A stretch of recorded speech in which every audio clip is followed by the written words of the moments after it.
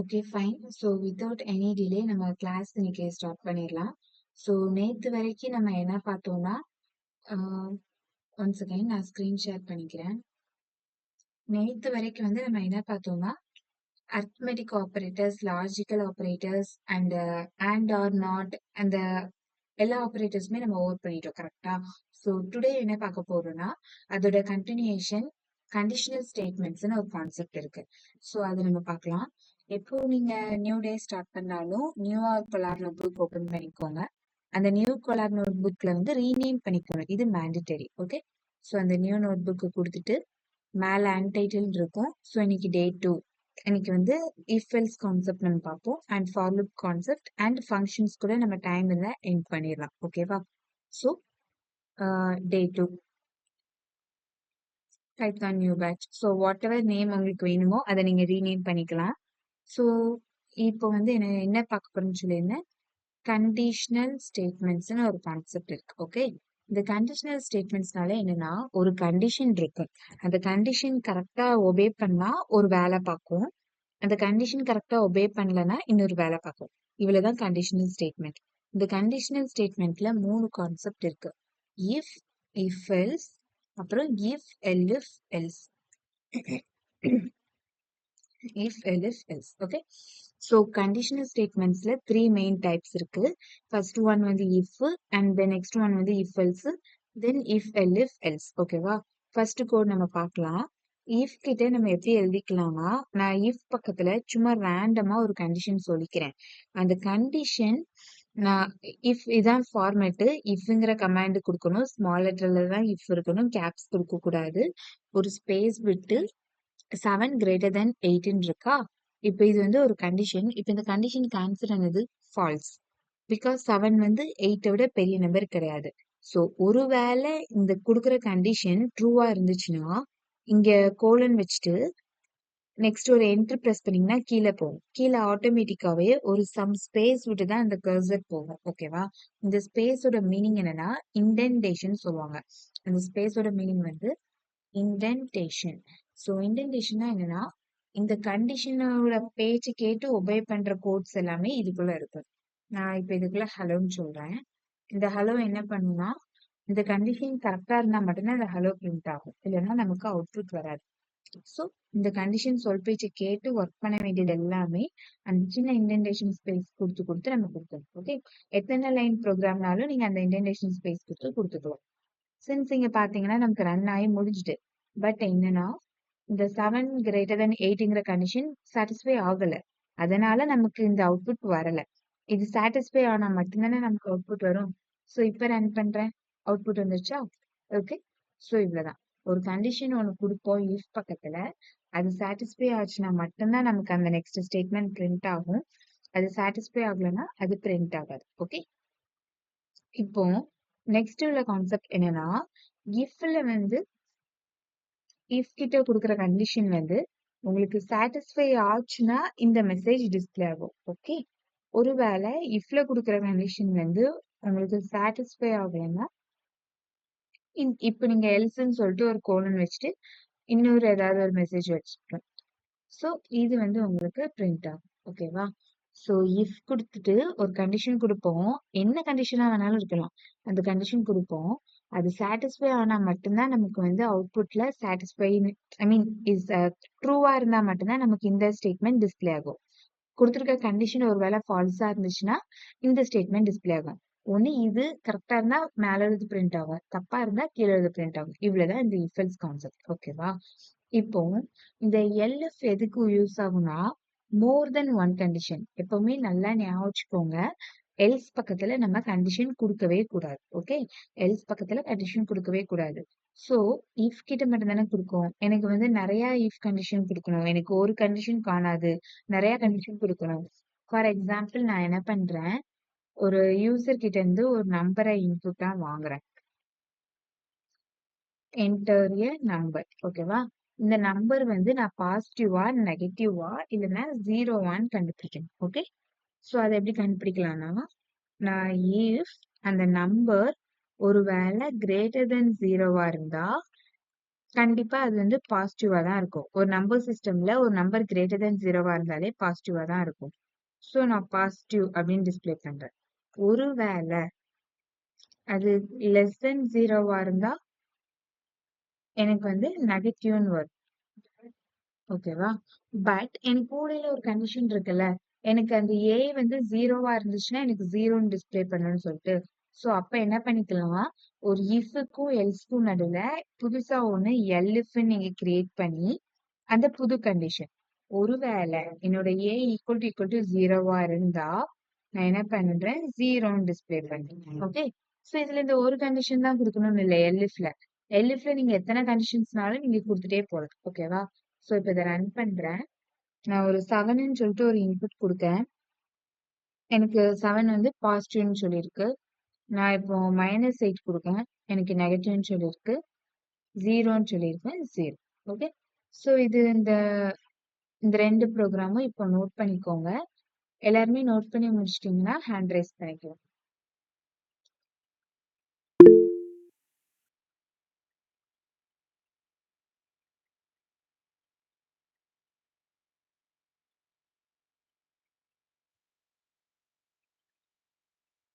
Okay. Next வந்து ஒரு concept இருக்கு.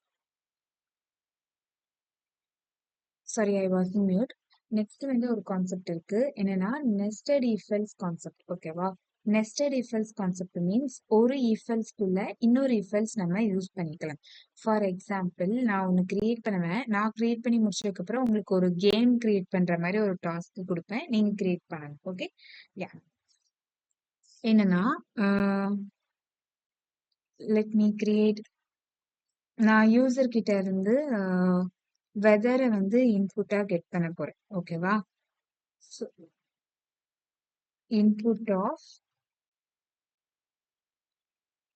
enter the weather, rain or sun. Okay. So வெயிலா இருக்கா மழையா இருக்கான்னு சொல்லிட்டு நான் வந்து யூசர் கிட்ட இருந்து வெதர் இன்புட்டா கெட் பண்ண போறேன். இஃப் ஒருவேளை சாரி வெதர் ஸ்பெல்லிங் ராங்னு நினைக்கிறேன். ஓகே, நான் டபிள்யூனே வச்சுக்கிறேன் ஷார்ட் ஃபார்ம்ல. ஸோ டபிள்யூ ஈக்குவல் டு நான் என்டர் பண்ணியிருக்க இன்புட் வந்து ரெயினா இருக்குன்னு வச்சுக்கோங்க. ஓகே. ஸோ நான் என்ன பண்றேன், யூசர் கிட்ட இருந்து ஒரு இன்புட் வாங்குறேன். அந்த வாங்குற இன்புட் ஒருவேளை ரெயினா இருந்துச்சுன்னா நெக்ஸ்ட் லைன்ல என்ன பண்ண போறேன், இன்னொரு இன்புட் கெட் பண்ண போறேன். User is equal to input of have a raincoat or something, raincoat or not. Okay. Suppose if user வந்து எஸ்ன்னு என்டர் பண்ணிருக்காங்க, ரெயின்கோட் இருக்குன்னு என்டர் பண்ணிருக்காங்க அப்படின்னா நான் என்ன சொல்றேன் அவங்க கிட்ட, யூ கோ அவுட் சைடுன்னு சொல்றேன், வெளியே போலான்னு சொல்றேன். You go outside. Okay.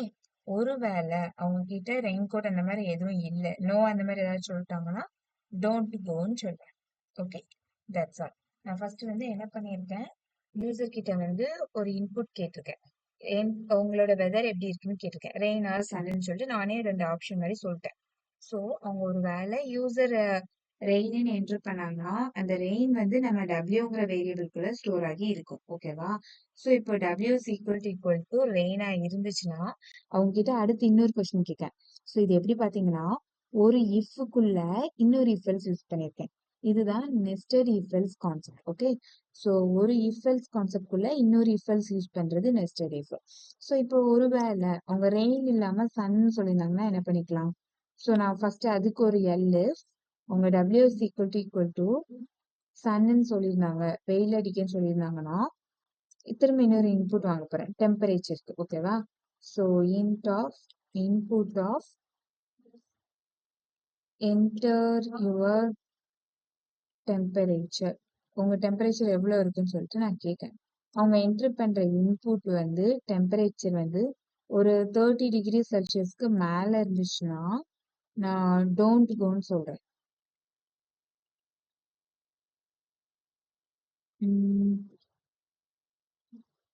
Okay, don't கோன்னு சொல்றேன். எல்ஸ் print offல கோன்னு சொல்றேன். ஓகே, இது நம்ம சாய்ஸ். ஓகே. அதுக்கு அடுத்து இங்க if ஸ்டார்ட் பண்ணிட்டோம். அதுக்கு ஸ்ட்ரைட்டா ஒரு elif ஸ்டார்ட் பண்ணிட்டோம். அதை முடிக்கணும்ல. அவங்க ஒரு வேளை ரெயினும் இல்ல, சன்னும் இல்ல, வேற ஏதாவது ஒரு கிளைமேட் என்ட்ரி பண்ணிட்டாங்கன்னா டைரக்டா நம்ம இன்வேலிட் இல்ல கான்ட் அண்டர்ஸ்டுட் அந்த மாதிரி ஏதாவது ஒரு மெசேஜ் வந்து டிஸ்ப்ளே பண்ணிக்கலாம். இன்வேலிட். ஓகே. ஸோ இப்போ வந்து என்ன பண்ணிருக்கு, இது நம்ம கிட்ட என்கிட்ட இன்புட் மாதிரி கேக்கு. Enter the weather, rain or sun. So நான் இப்போ என்ன பண்றேன், ரெயின்னு என்டர் பண்ணிட்டேன். ஓகேவா? இது என்கிட்ட ரெயின் கோட் இருக்கா இல்லையான்னு கேக்கு. நான் இப்ப இருக்குன்னு சொன்னா நீங்க வெளியே போலான்னு சொல்லும். இருக்குன்னு சொல்லிட்டுனா வெளியே போகக்கூடாதுன்னு சொல்லும். இவ்வளவுதான் இந்த ப்ரோக்ராம். ஓகே. ஸோ இந்த கம்ப்ளீட் ப்ரோக்ராம் ஃபர்ஸ்ட் நீங்க நோட் பண்ணிக்கோங்க. நோட் பண்ணி முடிச்சுட்டு ஹேண்ட் ரைஸ் பண்ணுங்க. ஸோ நம்ம நெக்ஸ்ட் கான்செப்ட் வந்து லூப் சொல்லியிருந்தேன்ல, அதை நான் உங்களுக்கு எக்ஸ்பிளைன் பண்ணி முடிச்சுட்டு then I will check the thing. Okay.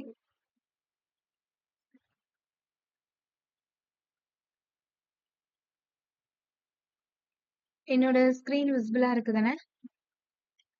யா, விசிபிளா இருக்கு. ஃபைன். ஓகே. ஸோ நெக்ஸ்ட் வந்து என்னன்னா, there are two types of loops வந்து அவைலபிளா இருக்கு. ஓகேவா? அதுல ஃபர்ஸ்ட் லூப் என்னன்னா ஃபார் லூப்னு சொல்லுவோம். ரெண்டாவது லூப் வந்து வைல் லூப். அதாவது லூப்னாலே என்னன்னா ரிப்பிட்டேஷன் அப்படின்னு சொல்லுவாங்க. ரிப்பிட்டேஷன் மீன்ஸ் செய்யற ஒர்க்கை ரிப்பீட்டடா செஞ்சுட்டு இருக்கோம். ஓகேவா? ஒரு டாஸ்க் கொடுத்தோம்னா அது ரிப்பீட்டடா பண்றதுதான் லூப். இப்ப ஃபார் எக்ஸாம்பிள் நான் ஹலோ அப்படின்னு 5 தடவை பிரிண்ட் பண்ணு அப்படின்னு சொல்றேன்னா அதுக்கு நான் அந்த லூப்பை யூஸ் பண்ணி ஒரு கண்டிஷன் செட் பண்ணிட்டா போதும். 5 தடவை 1ல இருந்து 5 வரைக்கும் நீ பிரிண்ட் பண்ணு அப்படின்னு கண்டிஷன் செட் பண்ணிட்டாலே போதும். அது 5 டைம்ஸ் ஒர்க் ஆகும். ஸோ இதுதான் ஒரு வேலையை திரும்ப திரும்ப ரிப்பீட்டடா பண்றதுக்கு யூஸ் பண்றோம். ஸோ 2 டைப்ஸ் இருக்கு. 2மே எக்ஸ்பிளைன் பண்றேன். 2மே சேம் ஆன்சர் தான் குடுக்கும். பட் அதோட கோடிங் ஃபார்மேட் மட்டும் டிஃப்ரெண்டா இருக்கும். எது கம்ஃபர்டபுளா இருக்கோ அத நம்ம மெயினா யூஸ் பண்ணிக்கலாம். ஓகேவா?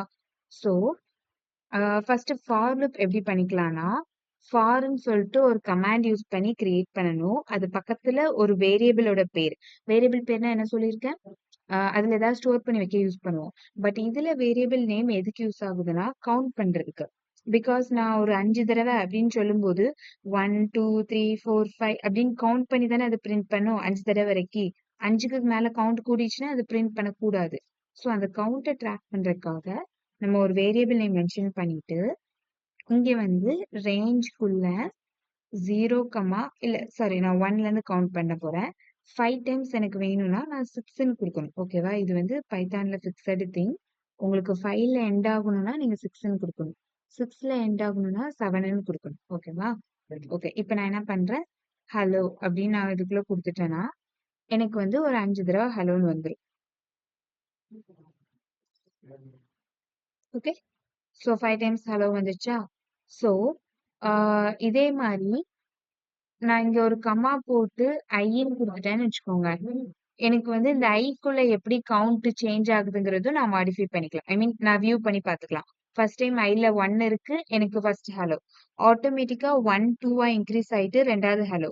2 3 இன்க்ரீஸ் ஆயிட்டு மூணாவது ஹலோ. அப்படியே எனக்கு ஒவ்வொரு டைம் 5 வர வரைக்கும் எனக்கு 5 ஹலோ வந்துருச்சு. ஓகேவா? இப்போ இது வந்து எப்படி பாத்தீங்கன்னா ஆட்டோமேட்டிக்காவே ஒன்னு ஒன்னா இன்க்ரீஸ் ஆயிட்டு. எனக்கு ஒரு வேலை இது 1 ஒன்னா இன்க்ரீஸ் ஆக வேண்டாம். எனக்கு வந்து 2 2 இன்க்ரீஸ் ஆகணும். அப்படி நீங்க நினைச்சீங்கன்னா just put 1 comma and put 2. Okay. So இப்போ பாத்தீங்கன்னா ஃபர்ஸ்ட் 1 பிரிண்ட் ஆகும். 1ஓட 2 இன்க்ரீஸ் ஆகும். 3 பிரிண்ட் ஆகும். அண்ட் 3ஓட 2 இன்க்ரீஸ் ஆகும். 5 பிரிண்ட் ஆகும். ஓகே. யா. ஸோ இந்த ப்ரோக்ராம் நோட் பண்ணியிருப்பீங்கன்னு நினைக்கிறேன். இதே ப்ரோக்ராமை நம்ம வைல் லூப்ல எப்படி பண்ணணும்னா ரொம்ப ரொம்ப சிம்பிள். ஸ்டார்டிங்ல வந்து நம்ம இங்கேயே நம்ம ஸ்டார்டிங்கு எண்டிங்கு இன்க்ரிமெண்ட் மூணையுமே நம்ம ஒரே இதுல சொல்லிட்டோம். ரேஞ்சுங்கிற கமாண்டுக்குள்ள சொல்லிட்டோம். பட் வைல் லூப்ல அப்படி கிடையாது. ஸ்டார்டிங்க தனியா சொல்லணும். அதுக்கப்புறம் வைல் கண்டிஷன் வச்சு ஐ வந்து கிரேட்டர் தென் 5 வரைக்கும் நமக்கு வந்து எக்ஸிக்யூட் ஆகும். ஓகே. சாரி, ஐ வந்து லெஸ் தென் 5. ஸோ ஐயோட வேல்யூ 4 வர வரைக்கும் நமக்கு ஒர்க் அவுட் ஆகும். ஒருவேளை லெஸ்ஸர் தென் ஈக்குவல் டு 5 கொடுத்தோம்னா 5 வர வரைக்கும் நமக்கு ஒர்க் அவுட் ஆகும். அண்ட் பிரிண்ட் ஆஃப்ல நான் ஹலோ கமா கொடுத்துக்கிறேன், கமா 1 கொடுத்துக்கிறேன். And then I is equal to I plus 1. Okay. So இங்க நம்ம இன்க்ரிமெண்ட் எவ்வளோங்கிறத தனியா மென்ஷன் பண்ணோம். இந்த இன்க்ரிமெண்ட் மென்ஷன் பண்றது அந்த while loopக்கு உள்ள தான் கொடுக்கணும். ஓகேவா? whileக்கு wக்கு ஸ்ட்ரைட்டா கொடுக்கக்கூடாது. while loopக்கு உள்ள தான் மென்ஷன் பண்ணணும். இப்ப I is equal to 1 starting சொல்லியாச்சு. எங்க எண்ட் பண்ணணும்னு சொல்லியாச்சு. நம்மளோட ஸ்டேட்மெண்ட் சொல்லியாச்சு. இன்கிரிமெண்ட் சொல்லியாச்சு. இவ்வளவுதான் while loop. ஓகே. ஸோ ஒரு வேலை 2 இன்கிரிமெண்ட் ஆகணும்னா இங்க 2ன்னு கொடுக்கணும். 3 இன்கிரிமெண்ட் ஆகணும்னா 3ன்னு கொடுக்கணும். ஓகே. ஸோ இப்போ இந்த ரெண்டு ப்ரோக்ராமையும் நோட் பண்ணி முடிச்சுட்டு யா ரெண்டு ப்ரோக்ராமையும் நோட் பண்ணி முடிச்சுட்டு 5ல இருந்து நான் சாட்ல சொல்றேன். 5 to 10 வரைக்கும் இல்ல 5 to 100 வரைக்குள்ள 5யோட மல்டிபிள்ஸை டிஸ்ப்ளே பண்ண போறீங்க. Okay 5 multiples. அதாவது உங்களுக்கு அவுட்புட் எப்படி இருக்கணும்னா 5 10 15 20 25 அப்படின்னு 100 வரைக்கும் எனக்கு 100 இன்க்ளூட் ஆகணும். ஸோ 5ல இருந்து 100 வரைக்குள்ள 5யோட மல்டிபிள்ஸை ஃபார் லூப் யூஸ் பண்ணி தனியா ப்ரோக்ராம் இதை ஃபர்ஸ்ட் நோட் பண்ணி முடிச்சுட்டு ஃபார் லூப் யூஸ் பண்ணி தனியா ப்ரோக்ராம் எழுதுங்க. while loop யூஸ் பண்ணி தனியா ப்ரோக்ராம் எழுதுங்க. Okay. Once ton you can raise up your hands.